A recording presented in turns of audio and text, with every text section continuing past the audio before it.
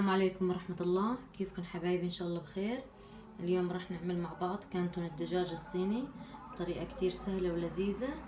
تابعوني. عندي هون صدور دجاج مقطعيتها هيك مكعبات كبيرة. راح احط فوقيهم معلقة خل ابيض.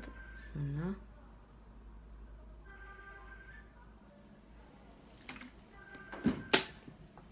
ومعلقتين صويا صوص.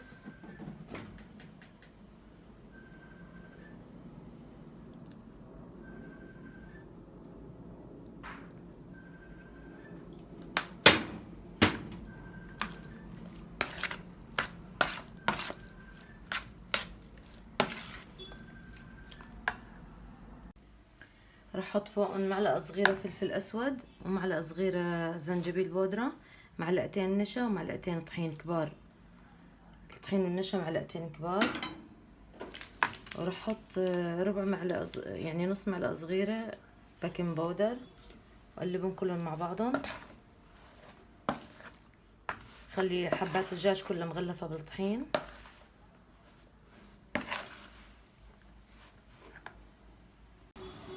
عندي هون زيت غزير وحامي، راح سقط فيه حبات الدجاج. بسم الله الرحمن الرحيم.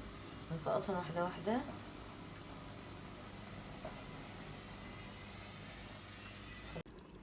وهاي الدجاج بعد ما قليته على الوشين هيك نخليه ياخد لون ذهبي وخلص، وشلته من الزيت حطيته على ورق المطبخ. عندي هون الطنجرة حطيت فيها معلقتين زيت ذرة. اذا زيت سمسم بكون افضل، هو اصلا زيت سمسم لازم بس انا ما لقيت. هون حطيت معلقة توم وزنجبيل دقيتهم انا. بقلبهم شوي مع بعض.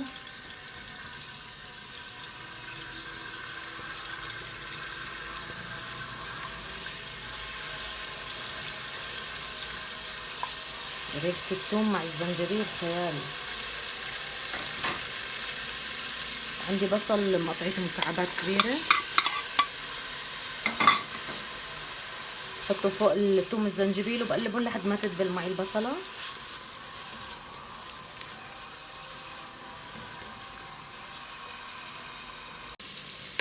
بحط فوقهم جزر مقطعيته هيك قطع رفيعة، شرايح رفيعة.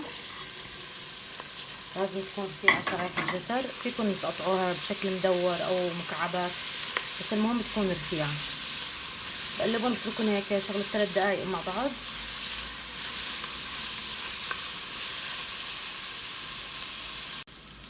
هلا رح احط فلفل اخضر قطعيته مكعبات كبيرة، وفلفل اصفر واحمر كمان مكعبات كبيرة.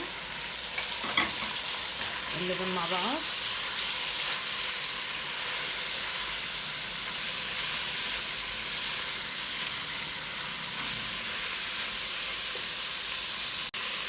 بحط فوقهم معلقة صلصة طماطم ومعلقتين كاتشب كبار.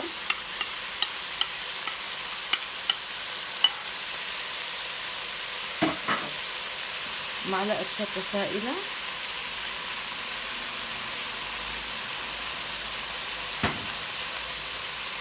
معلقتين صويا صوص.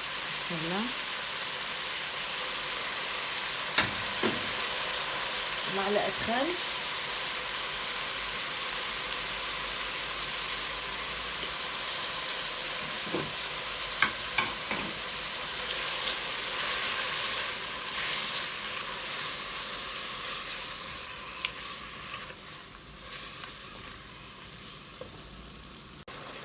حط معلقة صغيرة فلفل اسود وملح. طبعا ملح بحطه بدوق حسب الحاجة.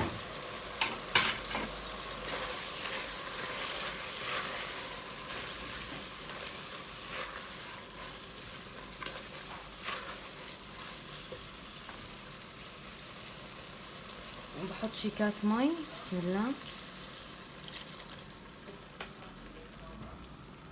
بقلبهم وبغطيهم شغلة 10 دقايق هيك لحد ما بدي هون يدوبوا على الاخير، بس يعني احس انه المواد تسبكوا مع بعض وخلص. وهلا تركتهم 10 دقايق. هلا رح احط معلقة عسل صغيرة. بسم الله.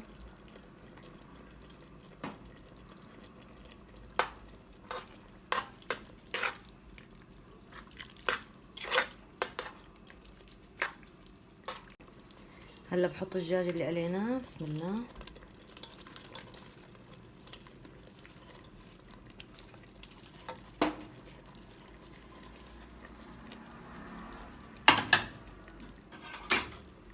قلبهم مع بعض.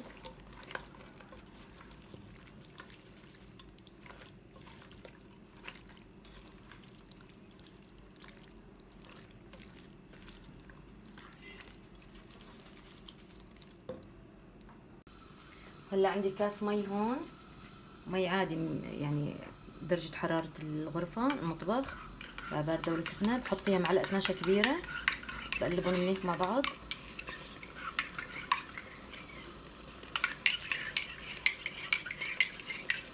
وبعدين بحطهم فوق الدجاج. بسم الله.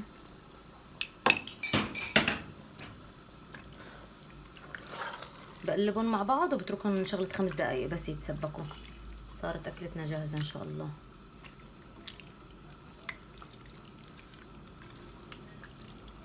الريحة ولا الطعم خيال. هاي حبايب قلبي النتيجة النهائية. عملت جنبه رز مصري سادة بدون أي شي.